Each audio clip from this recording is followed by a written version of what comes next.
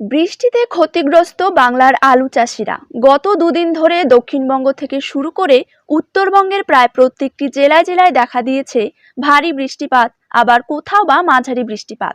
বাংলা জুড়ে এতদিন ধরে চলছিল জোর কদমে আলু তোলার কাজ, আর এরই মধ্যে অনেকেই মাঠ থেকে আলু তুলে মাঠেই রেখে দিয়েছেন, আবার অনেকের আলু এখনো কিন্তু মাঠ থেকে তোলা হয়নি। এই পরিস্থিতিতে বৃষ্টির জেরেই মাঠের আলু পচে যাওয়ার বিরাট একটি সম্ভাবনা চলে এসেছে। আলুর ফলন কম থাকায় এই বছর প্রথম থেকেই নতুন আলুর দাম ঊর্ধ্বমুখী ছিল, কিন্তু যেই দাম রয়েছে তাতে করে চাষি ভাইদের আহামরি কিছু লাভ হচ্ছিল না। গত বছরের তুলনায় প্রায় 30 থেকে 40% আলুর ফলন কম হয়েছে। বিঘা প্রতি সর্বনিম্ন 50 থেকে 60 প্যাকেট আলুর ফলন লক্ষ্য করা যাচ্ছে, আর সর্বোচ্চ ক্ষেত্রে 70 থেকে 80 প্যাকেট আলুর ফলন লক্ষ্য করা যাচ্ছে। এই সময় বেশিরভাগ কৃষকদের আলুই যদি নষ্ট হয়ে যায়, তাহলে তারা কি করে বাঁচবেন? ঋণ ধার করে সকলেই নিজেরা আলুর চাষ করেছেন, এখন আলুই যদি বেচে লাভ করতে না পারে, তাহলে কিভাবে চাষি ভাইরা নিজেদের ঋণ শোধ করবে?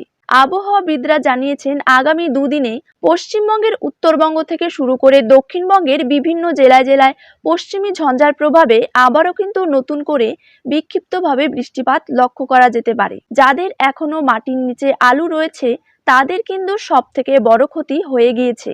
আলু চাষের প্রথম দিক থেকেই বৃষ্টির জেরে ডাবল করে আলু চাষ করতে হয়েছে কৃষক ভাইদের। তারই পাশাপাশি আলুর বীজ এবং রাসায়নিক সার দুবার করে কিনতে হয়েছে।